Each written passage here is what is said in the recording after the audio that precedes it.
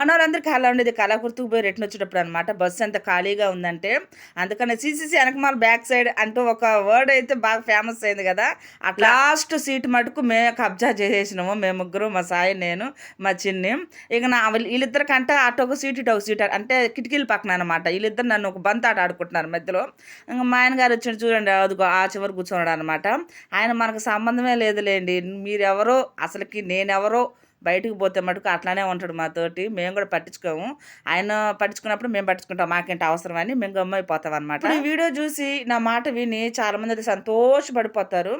నేను క్లూ కూడా ఇస్తాను. మన పెళ్ళైన ఆడవాళ్ళకి, అమ్మాయిలకి, ఆడవాళ్ళకి ఎవరు ఇట్లా భార్యాభర్తలు దూరంగా ఉంటే సంతోషపడేది వాళ్ళనమాట. క్లూ కూడా ఇచ్చేసినాను. అబ్బా నేను ఇక్కడ నా గుండె బారం దిగిపోయింది. అమ్మాయి డ్రెస్ చూసి హాస్పిటల్ అందరూ వైట్ని గ్రీన్ వేసింది కదా, అందరూ అంటున్నారు సిస్టర్ వచ్చింది, నర్స్ వచ్చింది.